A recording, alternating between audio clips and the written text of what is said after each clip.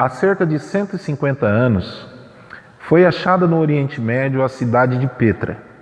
A cidade de Petra é um dos achados arqueológicos mais importantes sobre civilizações antigas. Ali na cidade de Petra, encontraram-se evidências sobre a cultura e também a religião dos nabateus. Na religião, entende-se que Petra era como se fosse um grande templo, onde os nabateus prestavam ali então os seus cultos. Os cultos dos nabateus eram baseados em sacrifícios, muitas vezes de animais, mas existia um sacrifício em especial, o sacrifício de vidas humanas. Ali os nabateus ofereciam seus filhos a Al-Uza, uma divindade que está ligada à vida após a morte. Mas aí fica a dúvida: será que eles eram seres humanos tão horríveis que sacrificavam seus próprios filhos para um Deus? Será que eles não gostavam dos seus filhos? Na realidade, não é bem assim. Al-Uza, como foi mencionado, ela era a divindade que estava ligada à vida após a morte. Para então alcançar a vida eterna, a vida que continua após a morte física desse mundo, eles tinham que fazer um sacrifício de um alto preço. Ou seja, sacrificar aquilo que eles mais amavam, no caso, seus filhos. Há 2000 anos atrás, um sacrifício foi feito também em um monte, o Monte do Calvário. Ali foi sacrificado também um filho para que a humanidade tivesse a oportunidade de alcançar a vida eterna. Em João capítulo 3, versículo 16, nos é revelado que Deus amou o mundo de tal maneira que deu seu Filho unigênito para que todo aquele que nele crê não pereça, mas tenha a vida eterna. Por mais que somos tentados a achar que existe uma semelhança entre o sacrifício de Cristo no Calvário aos sacrifícios que eram oferecidos a Deus Al-Uza, na realidade não tem.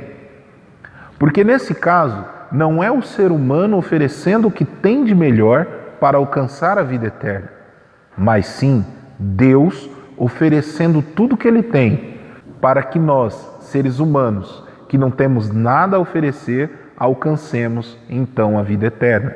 Para os nossos primeiros pais, Deus exemplificou isso através dos sacrifícios dos animais inocentes.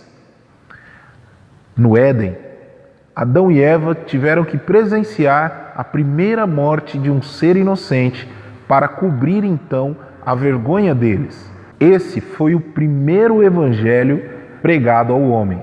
Esse evangelho também chegou ao povo de Israel através do santuário e o seu sistema de sacrifício. Em Êxodo capítulo 25, versículo 8, Deus pede para o povo fazer um santuário para que ele habite no meio deles. E ali, naquele santuário, esse sistema de sacrifício seria o evangelho pregado para que a nação entendesse que um inocente daria vida para salvar toda a humanidade. Era uma boa notícia. Mas acompanhem comigo o que Hebreus nos revela com relação ao sacrifício de animais. Em Hebreus, capítulo 10, versículo 4, é-nos dito o seguinte com relação ao sacrifício de animais: porque é impossível que o sangue de touros e bodes remova pecados. Como eu disse, o sistema sacrificial dado ao povo de Israel era o Evangelho, era boas novas que apontava para o sacrifício de Cristo Jesus. Lá no Evangelho de João, capítulo 1 e o versículo 29, João Batista faz uma declaração surpreendente sobre a pessoa de Jesus. No dia seguinte, viu João a Jesus que vinha para ele e disse: Eis o Cordeiro de Deus que tira o pecado do mundo. Estava aí então o sacrifício verdadeiro que limparia o pecado do ser humano e garantia a ele a salvação eterna. Parece bom demais para ser verdade, não é mesmo? Cristo, o próprio Deus encarnado, vem até nós, que não temos nada para oferecer, e se entrega a nós de graça. O teólogo e missionário Mark Phelan conta que em uma de suas viagens missionárias, ele se encontrava em uma pequena vila. E então ali, rodeado pela população e um bocado de crianças, ele resolveu dar um presente. Ele tirou do bolso um pente que ele tinha e ofereceu a um daqueles meninos que estavam ali ouvindo as palavras do missionário. O menino ficou assustado, sem saber o que fazer, e ao invés de pegar o presente, correu e se escondeu em um arbusto que ficava ali perto e ficou olhando de longe. O missionário insistiu, falando que era um presente e era de graça, e perguntou quem que queria. De repente, um dos meninos, mais ousados, estendeu a mão e pegou o pente. Os outros ficaram curiosos. Será que ele vai dar mesmo esse pente para esse menino?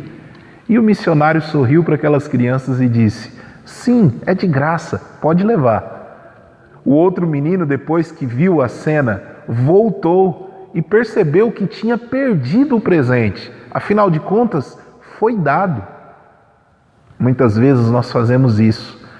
Temos dificuldade em acreditar quando a coisa parece ser boa demais ou fácil demais. Mas a verdade é que Cristo deu de graça o presente da salvação. Nós estávamos perdidos porque pecamos e o pecado leva à morte. O salário do pecado é a morte. Mas Cristo nos deu o dom gratuito da vida eterna. Olha o que nos diz Efésios, capítulo 2 e versículo 8.